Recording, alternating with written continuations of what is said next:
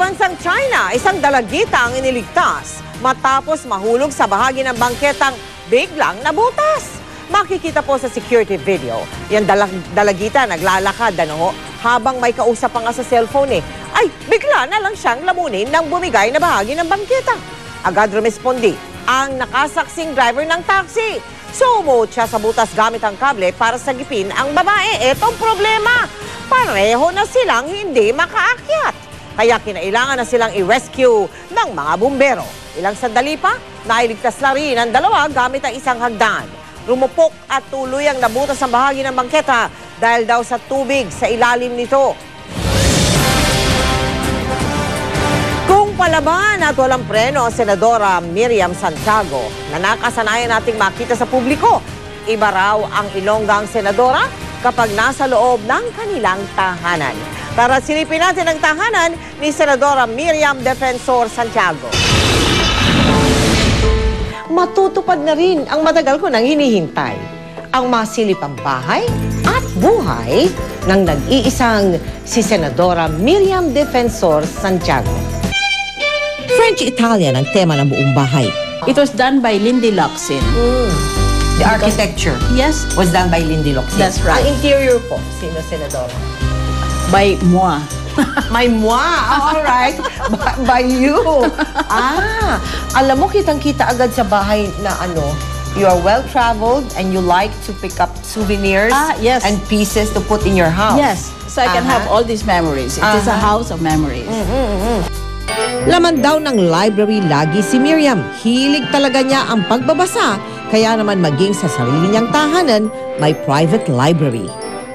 Halos 1,000,000 libro raw ang pagmamay-ari niya at lahat ng ito ay nabasa na niya. And a huge, ang laki pala itong library. Yes, that's why I have a big house because of the library. Oo nga. I love this library.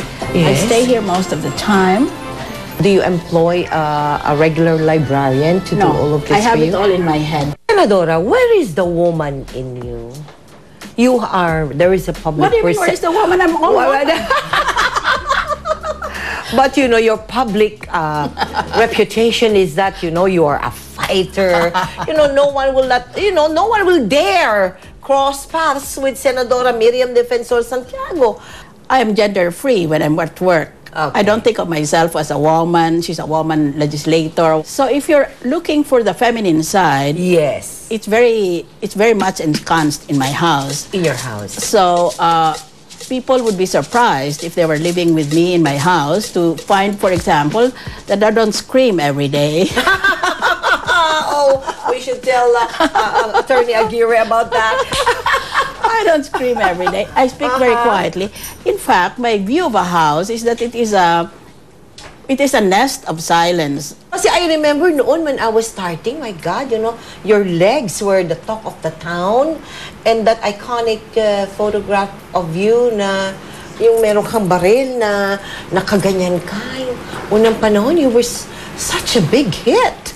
Yes, Really? I love that bathing suit picture because I would love. yung nakaganyan ka sa no? I would love to be allowed to go around in a bathing suit. It is the ideal tropical wear, really. Then you can wear high heels. How many pairs of shoes do you own? Quite a number, in fact. Handbags, I don't at all like them because they occupy my hands. My hands always have to be ready in case I need to slap somebody. Hi, honey, come over here. Good afternoon po. Senadora says there never was a time that you really gave her a reason to be jealous. Kasi ang secret namin, hindi pa niya natatapos sabihin, payag na ako.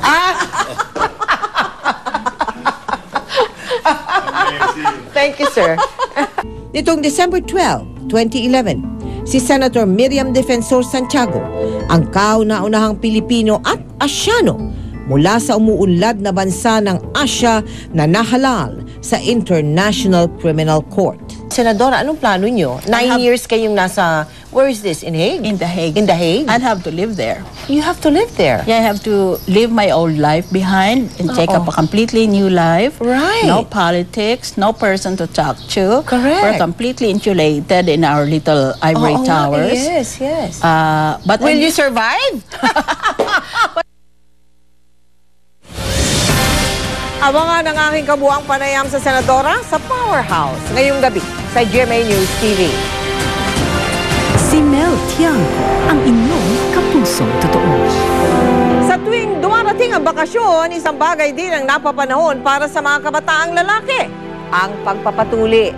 Nitong Sabado, nagsagawa ng taunang Operation Tuli ang GMA Kapuso Foundation sa pakikipagtulungan ng Philippine College of Surgeons Metro Manila Chapter at ng Veterans Memorial Medical Center. 850 binata ang sinamahan natin sa pagharap sa bagong yugto sa kanilang buhay. Panoorin po ninyo. Maaga pa lang, matyaga ng pumila ang mga kabataang lalaki para sa Operation Tuli ng GMA Kapuso Foundation. Kasama ang kanilang mga magulang, kapitbahay, kalaro o kaklase, ramdam nila ang tuwa, kaba at pagkasabik sa kanilang bagong hamon, ang pagpapatuli. Hindi pa ako kinakabahan. Kanina po, pag hindi ka tinuli, supot ka. Sabi po nila, patuloy na lang po ako. Para po lumaki na pa. Matyaga rin naman naghintay ang mga magulang para suportahan ang kanilang mga anak. Pag hindi ka natuli, parang hindi normal ang buhay mo, di ba? Sa paniniwala ko, ito'y para sa kanilang paglaki, para mapatunayan sila ay isa ng lalaki. Isa sa mga pumila ang 16 na taon na si Wency. Kasama niya rin ang kanyang pinsan at kapatid. Sabi daw po ni Mama, pinaglihi daw po kay Lolo eh. Katsukoy, pag natuli na po ako, magiging ganap na binata na ako. 2 taon na raw gustong magpatuli ni Wency, pero lagi siyang nahuhuli sa balita. Natutuwa ako dahil may libreng patuli sa GMA 7. Kasi nga walang pera, walang pampatuli. Yung nakaraang nagpila kami doon sa barangay, hindi na yung mahaba yung pila, hindi kami inabot. Ayon sa mga doktor, wala namang tamang edad kung kailangan dapat tuliin ang isang bata. Hindi rin sila dapat piliting magpatuli kung ayaw nila. Hindi na ina-advocate yung pagtuli sa mga newborns. Kasi we're trying to uplift the human rights of these children. Wala ring basihan na hindi tatangkad ang isang bata kung hindi siya tinuli. Ito yung tinatawag namin growth spurt time na nagkakataon lang na pag natuli, napapansin nila lumatangkad. Pero actually, walang koneksyon yon. Sa kabila ng kanilang pagsigaw at pag-iyak dahil sa kilot, hindi maikakaila ang tuwa ng mga kabataang ito na handa ng busukin ang pagbibinata. Salamat sa GMA Kapuso dahil ngayon tuli na ako.